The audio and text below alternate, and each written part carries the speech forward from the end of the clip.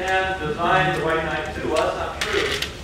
Ever since about almost 10 years ago, I decided that it was more fun to let the young engineers design, let them stay up real nights, late nights on Sundays doing the CAD work, and I just occasionally come by their desk and I pull my zipper down and I pee on their drawing.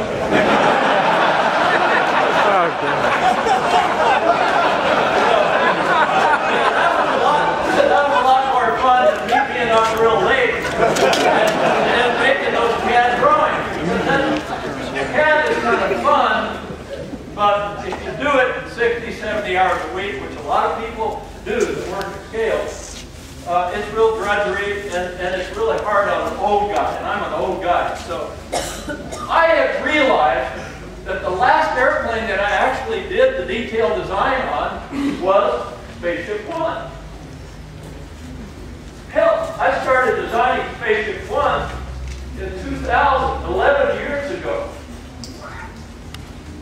So the last airplane that Burt Rutan did the detailed design on, he started it 11 years ago. And that kind of pissed me off.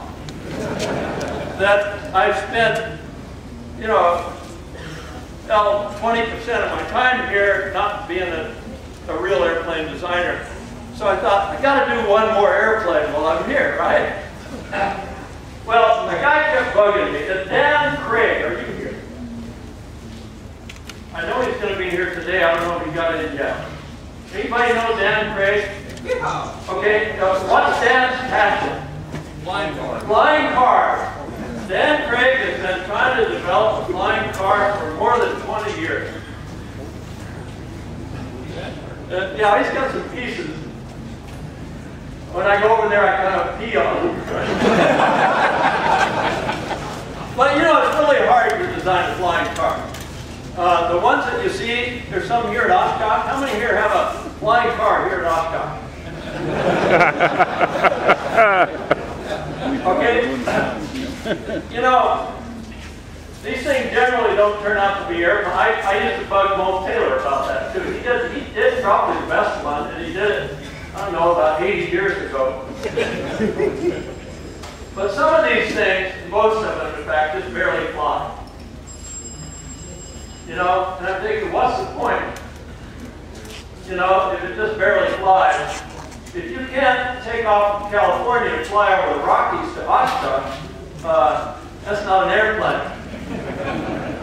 I know last year I looked at a flying car, and they put it on a flatbed trailer and trucked it over the Rockies to get it here. They couldn't even drive over the Rockies.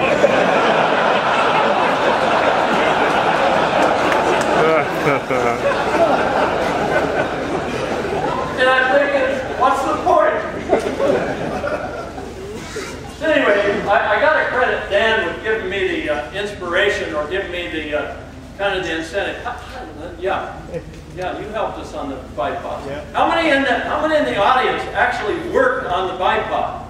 Stand up. 1, 2, 3, 4, 5.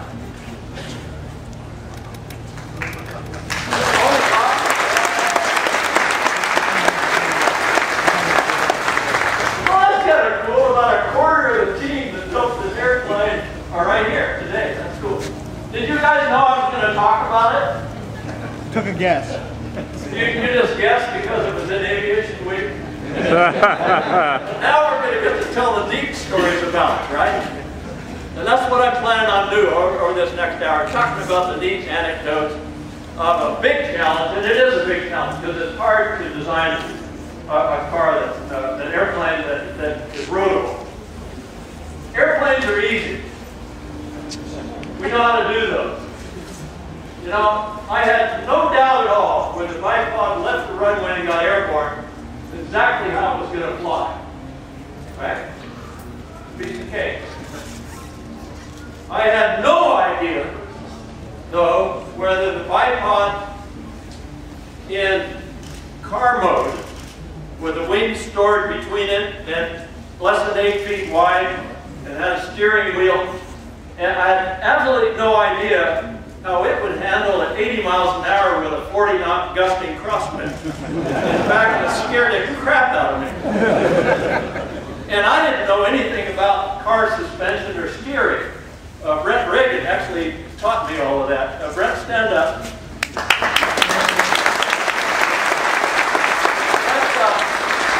Brent's a neighbor of mine. He challenged me to a race at Oshkosh in 1996 when I showed up here with a boomerang. And I said, well, yeah, let's take off. And, you know, we only have a few minutes. We'll go and race the boomerang against his Lancer 4P. Although he didn't let me look under the hood. But I kind of suspected that I'd get beat, so I gave him the wrong frequency for us to contact us again. And he, sure enough, we couldn't find each other and had to land without racing. And I never saw him after that. Until one day, he was in his living room reading the local paper, which is the Coeur d'Alene Press. And it said, Burt Rutan's moving to Coeur d'Alene, he'd be living in Seranga Heights. And he knew that I was going to live within 1.5 miles of him, and he's got a beautiful ranch with a runway on it for his Lancer, and a real neat shop. And he wanted me to invite me to come over and use his shop and so on, if I wanted to. Thought that was kind of cool. So he wrote an email to Scale that said, there goes the neighborhood.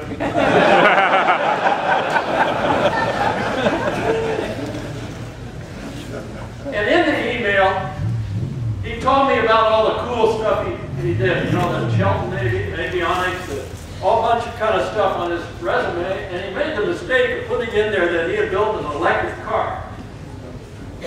And I was in a panic mode at the time because the best guy in the world to do electric propulsion, I thought, for the BiPod, and I'm looking for somebody to do it. There's nobody around Steele that knows how to do that or that's done it before. And I found the right guy that really knew how to do it. And I got a hold of him, and I found out he is an anti-war freako. I won't tell you his name, but he says, are there military applications for this? And I said, oh, yeah. I didn't know he was a military anti-war freako. And he said, there's no way I would ever work on that, and he hung up the phone. So I'm screwed. I can't find anybody. And I thought, well, this guy's going to be a neighbor of mine. Maybe he'll treat us good. And he's done an electric car. So I signed him up to a non-disclosure, and sure enough, he pointed out that, oh yeah, I know how to do that stuff. So I ended up having Brent helping us on electric propulsion, hybrid electric propulsion. You'll see a little bit of his work here. Although I got to tell you up front, since I didn't have permission on this, and it's true on all the stuff, you know, the stuff that we tell at Oshkosh, some of it's kind of interesting, right? But none of it's real interesting because we can't tell you our secrets.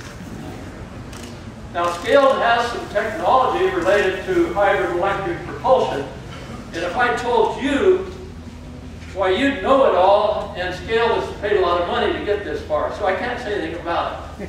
But I'm going to talk about the program, and I'm going to talk about the fun we had doing it, because in October, I got with Dad and I said, you know, I got this idea for a flying car, and I want to try to get it started here and build it and fly it before I retire on the 1st of April. And, you know, he laughed. He's been working on a flying car for 22 years.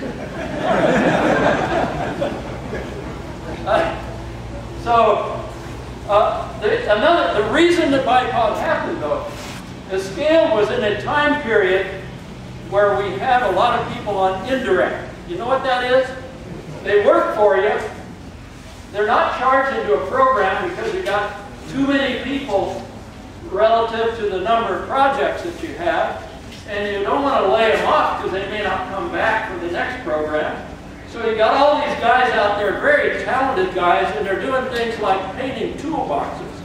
So I went to Doug and I said, listen, let me use only these guys that aren't working.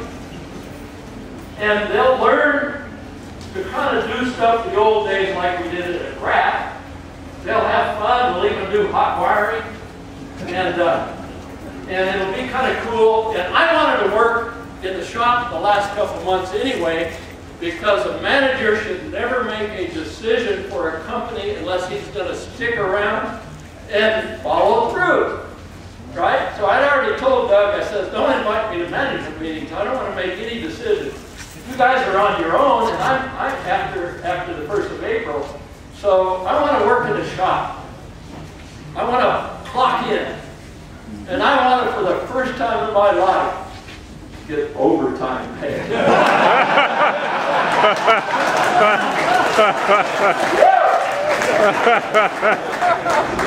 Now, when we've got a lot of overtime going on, the shop people don't know that shop people make a lot more money than the engineers. But the engineers have more fun, right? Right. Yeah, okay. So anyway, by starting a new program, I decided, well, I'll be the engineer. We didn't have any budget for engineering. But some of these guys, including Len and Zach over there, and who else? These guys came in and volunteered their time to help me with design on the evenings and on the weekends. So I was the only one. Hell, I wouldn't do anything anyway, so it didn't cost scale for me to design a new airplane. And the people that we use in the shop were indirect anyway. So we got this program started and justified to do a phase 1 only, based on the fact that the only real cost would be buying materials.